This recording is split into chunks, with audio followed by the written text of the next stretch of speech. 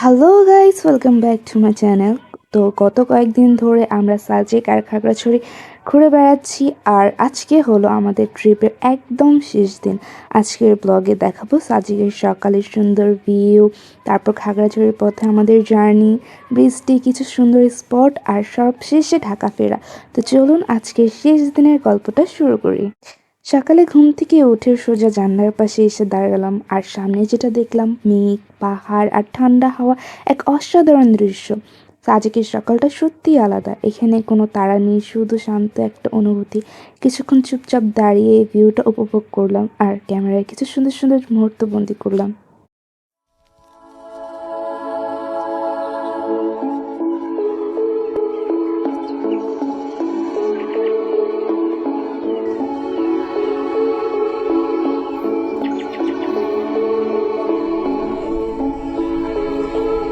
তো গাইস, তো হচ্ছে কি আমরা আজকে এই রিসোর্টটা চেক আউট করে এখন আমরা চলে যাব। তো আগে হচ্ছে গিয়ে আমরা এতে যাব খাগড়াছড়ি মেন শহরে, এরপর আলু টিলা নাকি আরও কয়েকটা ঘোরার জায়গা আছে, ওখানে ঘুরে দেন হচ্ছে গিয়ে রাতে আমরা চলে যাব ঢাকার উদ্দেশ্যে। তো সব গুছিয়ে আমরা রওনা দিলাম খাগড়াছড়ির উদ্দেশ্যে। তো এখানে আমরা হচ্ছে গিয়ে পাহাড়ি পেয়ারা আমরা খাচ্ছিলাম আর একটু দুষ্টামি করতেছিলাম। তো ভাইয়া আর আপু আমার সাথে একটু দুষ্টামি করতেছিল। খাও খাও পুতু কেটে যাবে। কিন্তু কেটেও যাবে, তোমরা খেয়ে নাও। তো রাস্তায় যাওয়ার সময় কিছুক্ষণ বৃষ্টি পড়ছিল, আবার একটু রোদ উঠতেছিল, আবার বৃষ্টি পড়ছিল, এরকম করেই আমাদের খাগড়াছড়ি যাওয়া হয়।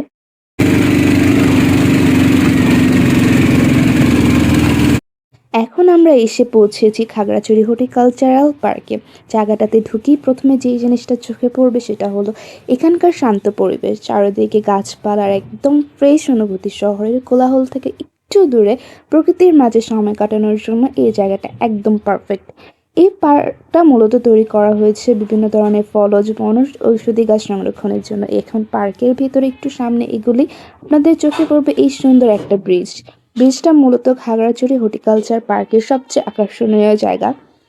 এখানে হাঁটলে দেখা যাবে নানা রকম গাছ, ফুল আর সাজানো বাগান। যারা প্রকৃতি ভালোবাসেন তাদের কাছে জায়গাটা সত্যি অনেক ভালো লাগবে।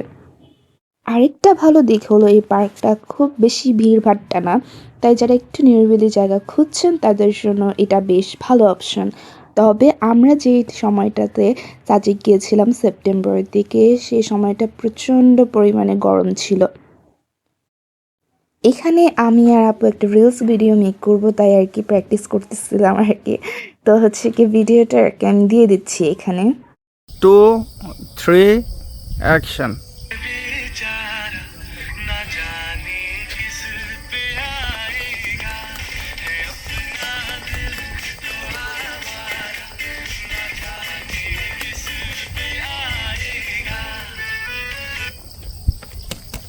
বৃষ্টিও পরে গরমও লাগে। আইসি আইছিলাম একটু ধ্যান ব্যাগ্ন শরীরটা ঠান্ডা করানোর লেগে। কতক্ষণ গরমে, কতক্ষণ বৃষ্টিতে, কতক্ষণ ঠান্ডায় আর পারলাম না। কম্বিনেশন ওয়েদার এক্সের কম্বিনেশন মিশাই গেছে, খালি লটা ছটা খাইতে আছে। বাট এত গরমের মধ্যেও সাহাল অনেক বেশি এনজয় করতেছিল, ওইখান থেকে এখানে দৌড়াচ্ছিল, মজা করতেছিল, ওর গরম লাগলেও খেলতেছিল আর কি। তো এই জায়গাটা পার্কটা হচ্ছে গিয়ে বাচ্চাদের জন্য ভালোই। এরপর আমরা চলে গেলাম আলুটিলা পর্যটন কেন্দ্রে। তো সিনজুয়ালা যে মামাটা ছিল উনি বলতেছিল 10টা এসি লাগালেও নাকি এমন ঠান্ডা পাওয়া যাবে না, ওখানে যে গুহাতে যে ঠান্ডাটা পাওয়া যাবে। এসি লাগান, এরকম ঠান্ডা পাইবেন না। ওই সামনে গেলে যদি গোয়াত যান, হ্যাঁ 10টা এসি লাগালে এরকম ভিতরে ঢুকবেন, একবার পুরো কলজা পর্যন্ত ঠান্ডা হয়ে যাবে। এই দিক দিয়ে যাবেন, ওই সামনে আলুটিলাতে হচ্ছে গিয়ে পাহাড় সুড়ঙ্গ আছে, আর একদম যে উপরে উঠে পুরো আর কি খাগড়াছড়ি শহরের ভিউটা দেখা যায়। এখান থেকে তাকালে ছোট ছোট ঘর, পাহাড় আর রাস্তা সব মিলিয়ে সুন্দর একটা দৃশ্য দেখা যায়।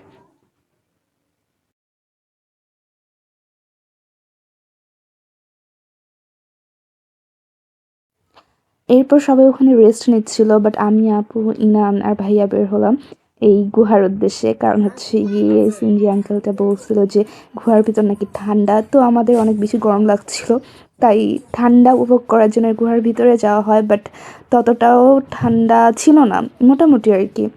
গুহাটা বেশ অন্ধকার ছিল, মোবাইলের লাইট দিয়ে যাওয়া লাগতো, একটু রিস্কি আর কি। জায়গাগুলো ঘোরা শেষ করে আমরা খাগড়াছড়ি শহরের উদ্দেশ্যে রওনা হই।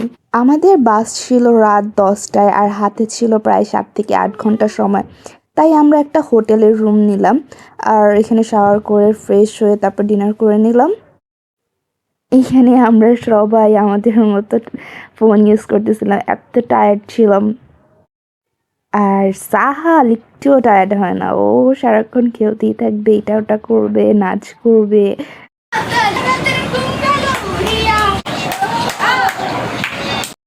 সব শেষে আমরা রওনা হলাম ঢাকার উদ্দেশ্যে। এইভাবেই শেষ হলো আমাদের সাজেক খাগড়াছড়ি ট্রিপ। অনেক সুন্দর স্মৃতি, অনেক ভালো লাগা আর পাহাড়ের কিছু অবিস্মরণীয় মুহূর্ত নিয়ে। ভিডিওটা যদি আপনাদের ভালো লেগে থাকে তাহলে অবশ্যই লাইক করবেন, কমেন্ট করবেন আর চ্যানেলটা সাবস্ক্রাইব করবেন। এরকম আরও ব্লগ নিয়ে আবার দেখা হবে পরের ভিডিওতে। ততক্ষণ পর্যন্ত ভালো থাকবেন, সুস্থ থাকবেন।